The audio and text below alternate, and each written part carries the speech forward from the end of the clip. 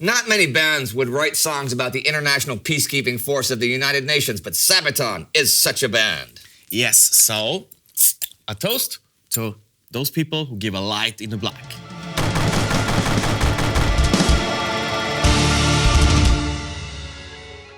Millions of tongues record thee, and anew their children's lips shall echo them and say, "Here, where the sword United Nations drew, our countrymen were warring on that day. And this is much, all which will not pass away." Lord Byron, Childe Harold's Pilgrimage, 1812.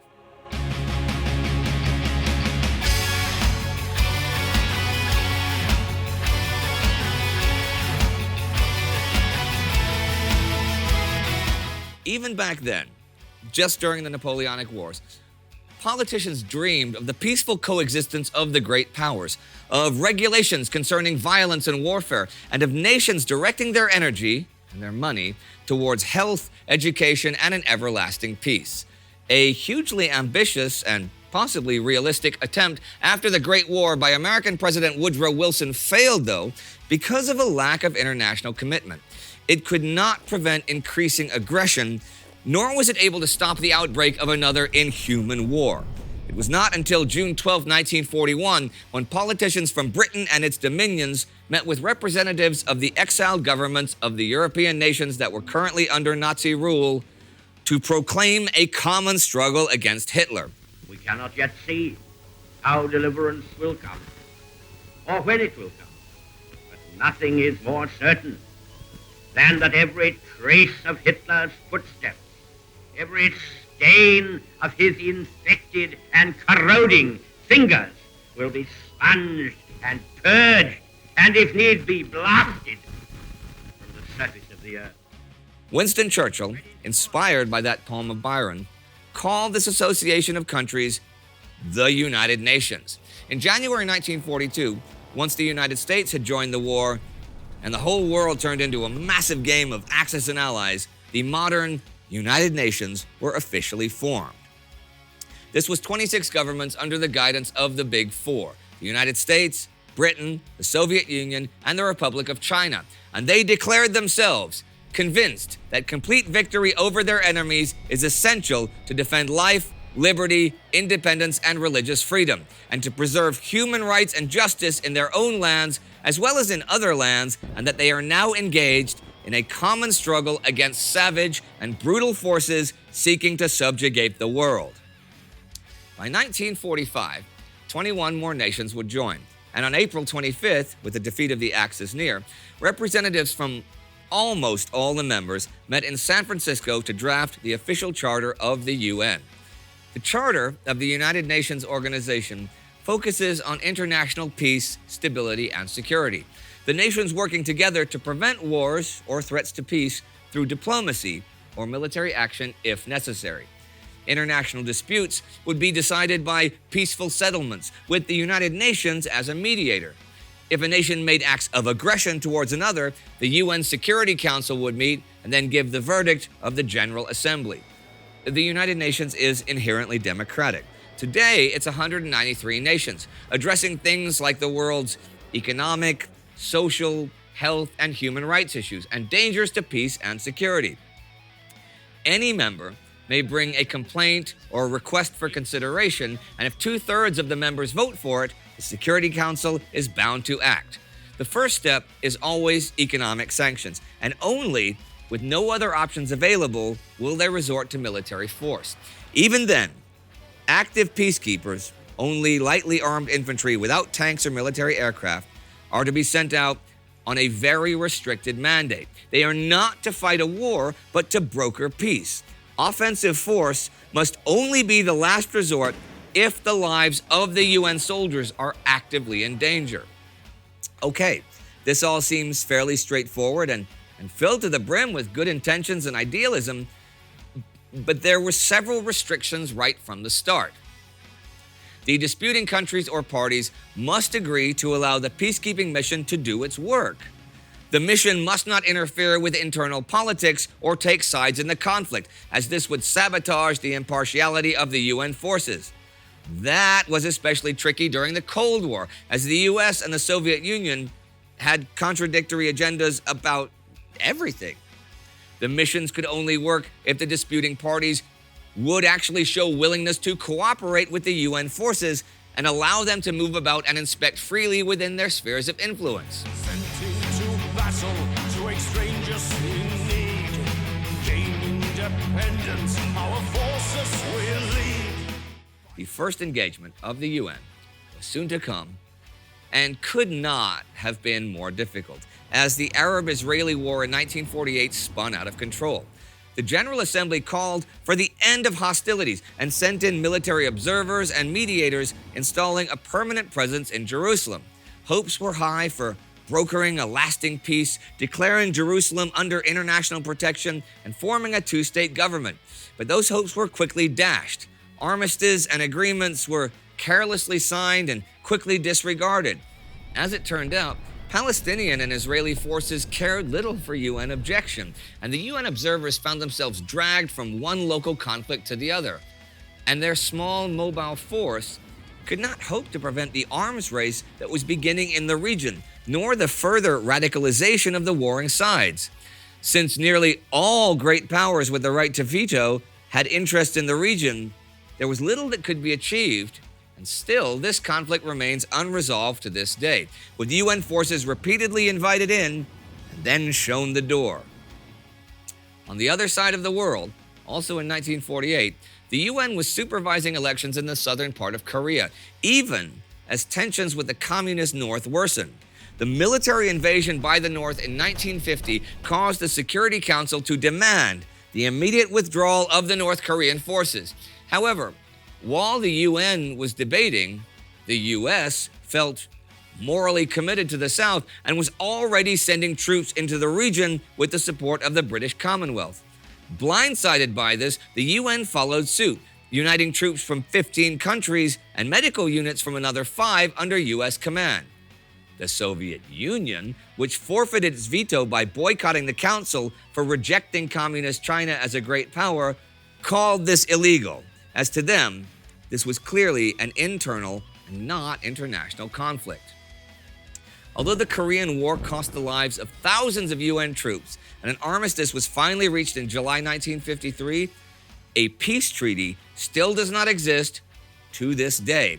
But with its resolution fulfilled, the UN withdrew nearly all of its forces. Okay, the UN has had its ups and its downs over the years. There is no denying its successes. It provides food to people in over 75 countries and vaccinations to more than half the children in the world. It works with election monitoring and refugee assistance, among many other things. But the song is about the military side of the organization, and particularly the questioning if what you've done against forces of hatred was enough, or if the lives of your fallen comrades meant anything in the big picture. And the line, "restrictions gone," is really food for thought to me. The UN mandate is pretty inflexible. How would things be without it? And what failures has it led to? Marching ashore, our targets, our rates. Facing resistance, forces driven by hate. Protecting civilians while fired upon. Rules of engagement, our restrictions are gone. The darkest point for UN peacekeeping was in the Balkans in the 1990s. After the death of Josip Broz Tito in 1980, and with a steadily declining economic situation, old feelings of fear and hatred between the Serbs, Croats, Slovenes, Macedonians, and Albanians boiled. Yugoslavia broke up, and a series of wars and irregular fighting over independence began tearing the Western Balkans apart. The UN was trying to help the negotiations between Serbia and Croatia, but agreements and ceasefires were as easily broken as they were passed. In April 1992, the situation further deteriorated in Bosnia-Herzegovina, and the UN sent peacekeepers to establish a security zone at Sarajevo Airport to ensure that humanitarian supplies could arrive. The UN troops were under the mandated peacekeeping rules of engagement, with the rights to search and confiscate military weapons, but not to engage in the conflict. On May 8, 1993, an agreement was reached for demilitarization of Srebrenica. The small force of UN peacekeepers tried to stand between the Bosnian Serbs and Bosnian Muslims. the region descended into chaos. On July 6, 1995, the Serbs advanced and the Bosnians retreated into the UN enclave. But while Serbian forces began ethnic cleansing in Srebrenica, UN forces withdrew or simply stood by. What followed was a mass execution of Bosnian men and boys at the hands of Serbian paramilitaries. Now, this caused a huge international outcry, showcasing the lack of protection the UN offered by strictly following its mandate.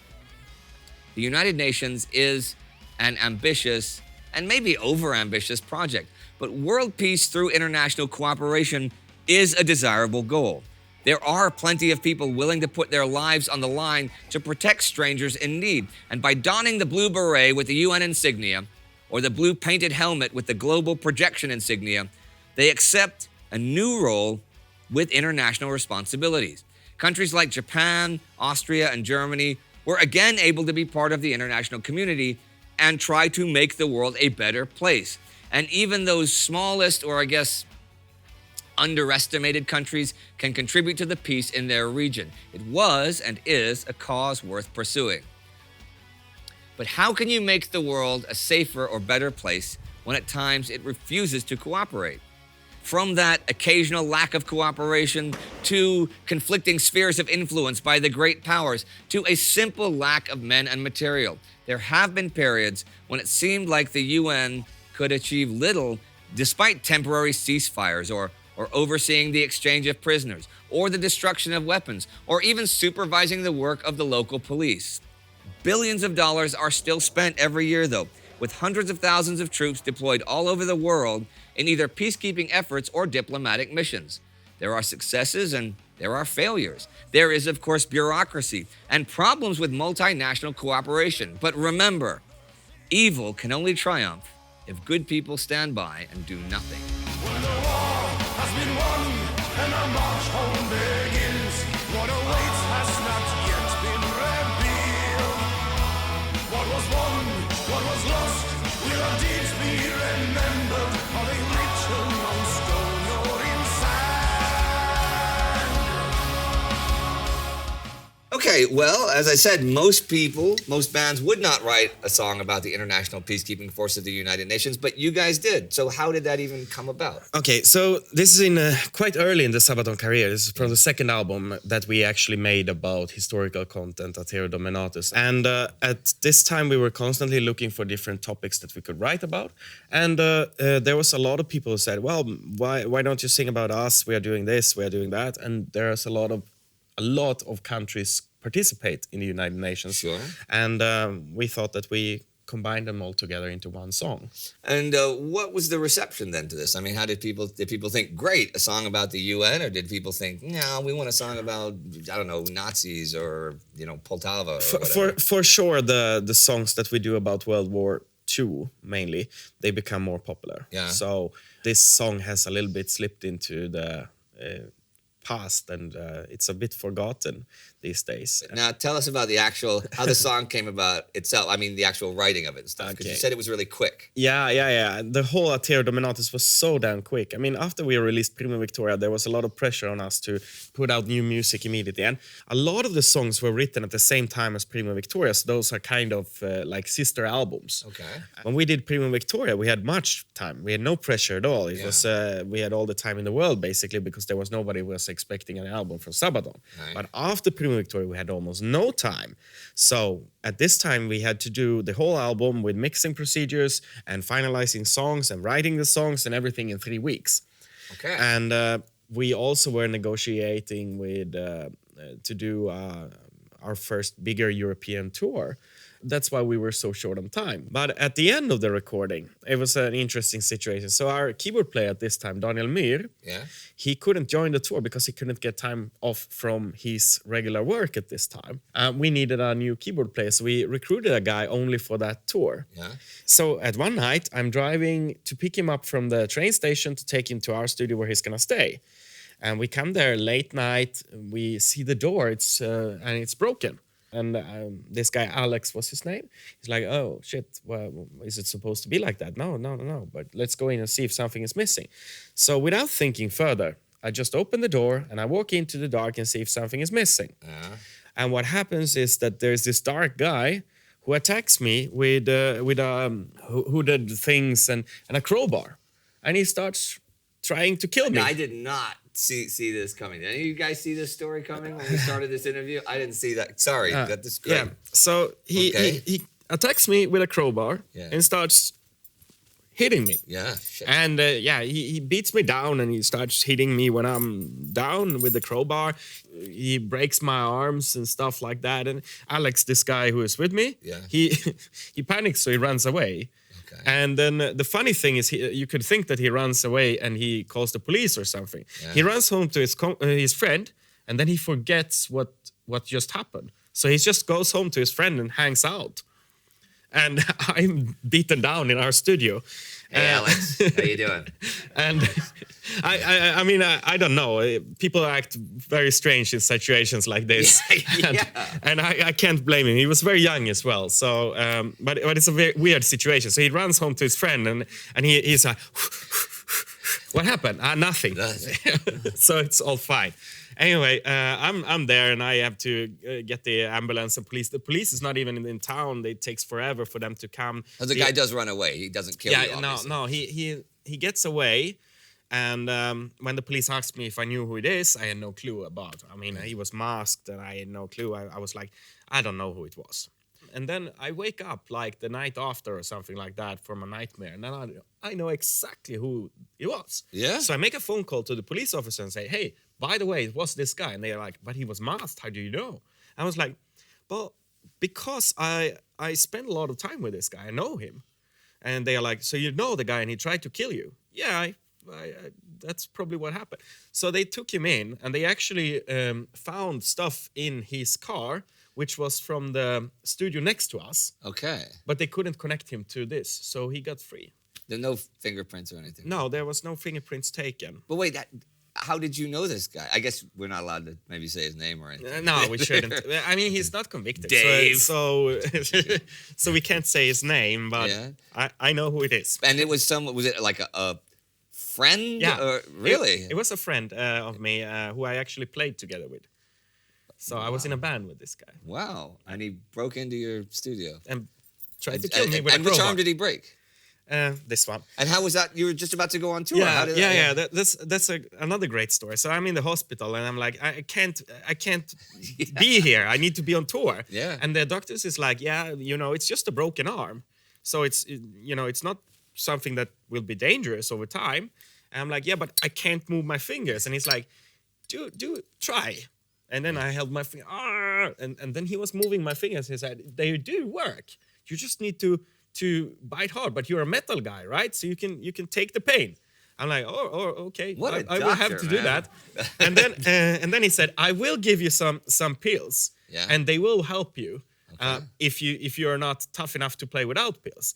And I'm not saying this, but if you want, you can mix them with alcohol, and it will be like you're flying on the stage. And I was like, I'm okay, whatever. Whatever, Swedish doctors, man. Yeah, great. And actually, the first show of the tour was in Manchester, in UK. And I didn't took any pills.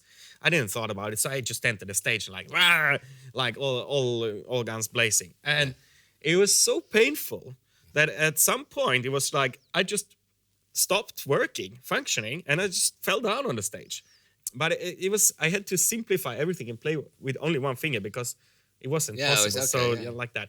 And then after the shows, I needed to wear bandages and stuff. Wow. But, all of that, it was during the recording of the Artero Dominato song. And do you still hang out with that old friend of yours? I don't. Okay.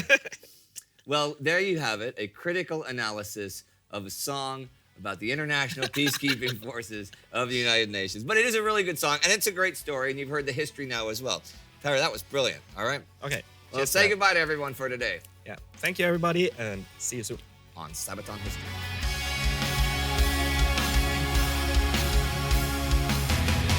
Thank you, everybody, for watching, and thank you, everybody, for supporting. And those who don't do it, click the bell, subscribe, and become a patron. Thank you very much.